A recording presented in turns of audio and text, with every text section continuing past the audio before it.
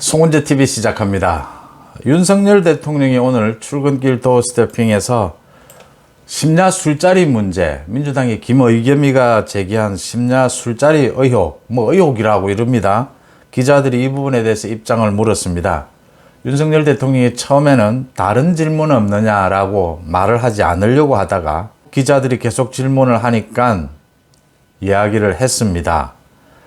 저급하고 유치한 가짜 뉴스를 통한 선동은 국민을 무시하는 것이다 라고 했습니다. 솔직히 입에 담기도 뭐한데 대통령의 입에서 그런 부분에 대한 언급이 나오는 것 자체도 국격에 관계된 문제 아니겠느냐라고 이야기하면서 저급하고 유치한 가짜 뉴스 선동이라고 이야기를 했습니다. 국민을 무시하는 것이다 라고 했습니다. 이게 지금 김의겸의 이 문제 제기가, 심야 술자리 이 문제 제기가 얼마나 유치하고 저급하고 악질이냐라고 하는 겁니다. 계속 민주당 쪽에서 하고 있는 행태들입니다. 그러니까 광우병, 천안함, 박근혜 전 대통령에 대한 굿판이라든지 잠을 자고 갖가지 근거도 없는 가짜 뉴스를 통한 선동입니다. 대통령의 지지율을 가지고 탄핵을 이야기하는 나라가 어디에 있습니까? 탄핵은 헌법을 위반했을 때 구체적으로 법 근거를 가지고 얘기를 해야 합니다. 지금 정책을 가지고 김의겸이가 어떤 이야기를 했다면 크게 문제 삼지 않을 수가 있습니다. 그게 근거가 떨어지더라도. 그런데 이게 지금 한동훈 장관과 윤석열 대통령이 심야 술자리를 가졌다라고 하는 것은 이 대통령과 장관의 자질에 대한 문제가 되는 겁니다.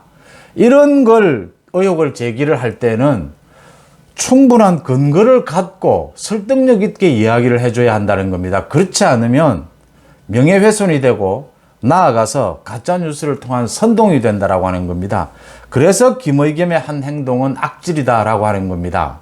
진보, 보수, 민주당, 국민의힘 관계하지 않고 많은 사람들이 방송에 나와서 그 녹취록을 들어보니까 확인이 필요하더라. 윤석열 대통령이 술을 많이 마시는 건 맞지 않느냐. 초점을 흐립니다. 그 다음 그 녹취록, 첼리스트의 그 녹취록을 한번 들어봐야 하지 않겠느냐. 첼리스트가 심야에 남자친구에게 통화하면서 자신이 남자친구 전화를 못 받은 그 변명을 하면서 얼토당토하는 이야기를 한 걸 가지고, 그러니까 보수 쪽에서도 한번 확인을 해봐야 하지 않겠느냐. 이런 식입니다. 민주당과 김의겸이 노린 부분이죠. 이게 악질이라는 거죠.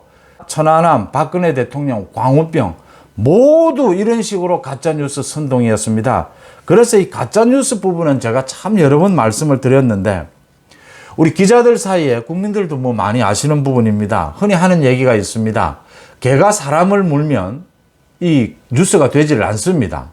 그러니까 정말 심하게 물었다든지 큰 사고가 났을 때는 뉴스가 되겠지만 개가 사람을 무는 건 뉴스가 되지 않는데 사람이 개를 물면 뉴스가 됩니다. 비상식적이기 때문입니다. 흔히 볼 수 없는 일이기 때문입니다. 그래서 제가 송은재 TV도 마찬가지입니다. 제 시청률을 높이기 위해서는 가짜뉴스 이야기하면 시청률이 높아집니다. 비상식적이어서 굉장히 관심을 끌기 때문입니다. 이게 뭐지? 라고 되는 겁니다. 그래서 기자들 사이에서는 이런 게 있습니다. 기술적 오보라는 말을 흔히 농담처럼 합니다. 이 기사를 쓰면서 약간의 오보를 섞으면 시청률이 훨씬 높아진다라고 하는 겁니다. 이런 이야기가 가능해? 이게 정말 있었단 말이야? 이렇게 되는 겁니다.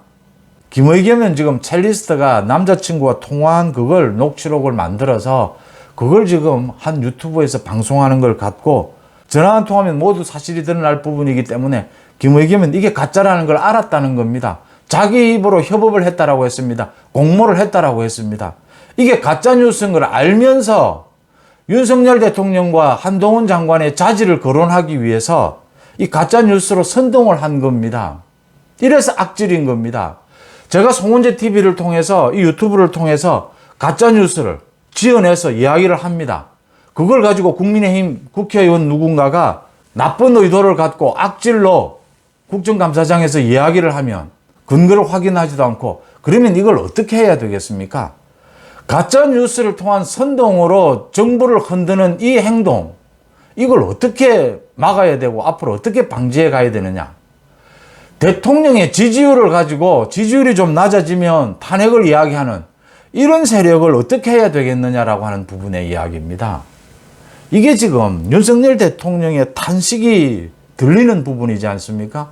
그 도어 스태핑 그 자리에 있지 않아도 이 부분을 앞으로 계속해서 민주당 쪽에서 뭐 소위 진보라는 쪽에서는 유튜브를 통해서 또 각종 언론을 통해서 방송을 통해서 가짜뉴스를 계속 생산해내고 선동을 합니다. 그걸 추종하는 또 일부 국민들이 있는 겁니다. 효과를 여러 번 봤다라고 하는 것이죠. 지금 오늘도 우상호가 나서서 뭐 대통령이 술을 많이 마시는 건 사실이지 않느냐. 이 뭐 말도 안 되는 소리를 합니다. 이거와 전혀 관계가 없는 또 뭐 질문은 해볼 수 있는 것이 아니냐. 뭐 계속 이렇게 이야기합니다. 질문 누구나가 할 수 있습니다. 그런데 이런 내용, 정책적인 질문은 좀 근거가 희박해도 할 수 있습니다. 그런데 이 자질과 관계되는 부분은 아무렇게나 질문해서는 안 되는 것이죠. 그러면 가짜뉴스를 통한 선동이 되는 겁니다. 악질이 되는 것이죠. 제가 지금 이재명 민주당 대표에 대해서 뭐 신체 부분에 대해서나 이재명의 과거 20대, 30대 때 성남에서 사회운동을 하면서 한 여러 가지 소문들에 대해서 제가 제대로 확인하지 않고 그대로 제 이야기를 하면 제가 들은 이야기, 모든 걸 이야기를 하면 물어보는 거니까 방송이니까 이야기해도 되는 겁니까? 김의겸과 김의겸을 비호하고 있는 지금 민주당이 하는 행태는 가짜뉴스를 통해서 선전선동을 해서 윤석열 정부를 흔들자라고 하는 것입니다. 저는 거듭 말씀을 드립니다. 가짜뉴스를 가지고 악질적으로 어떤 목적을 가지고 가짜뉴스를 퍼뜨리는 사람은 우리 사회로부터 격리시켜야 된다고 봅니다. 그런 사람들을 격리시켜야 우리 사회의 언론의 자유가 보장이 됩니다. 제대로, 오히려.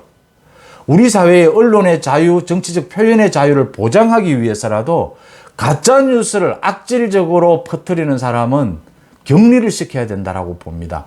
다시는 언론, 정치, 사회운동 이런 쪽에 발을 디딜 수 없도록 완벽하게 격리시키는 방법을 다른 나라, 미국을 비롯해서 다른 나라에서는 이미 하고 있습니다. 그 부분을 우리도 이제는 시행할 때가 됐다. 법 제정이 필요한 부분입니다. 그 부분을 할 때가 됐다라고 봅니다. 언제까지 가짜뉴스에 우리 정치가 시달려야 하고 언제까지 근거도 없는 지지율을 가지고 탄핵 이야기가 나와야 합니까?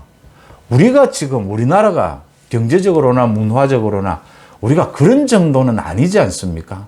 아직도 그런 세력, 그런 정치 세력에 휘둘리는 그런 나라여서 되겠느냐라고 하는 윤석열 대통령의 탄식이 들립니다.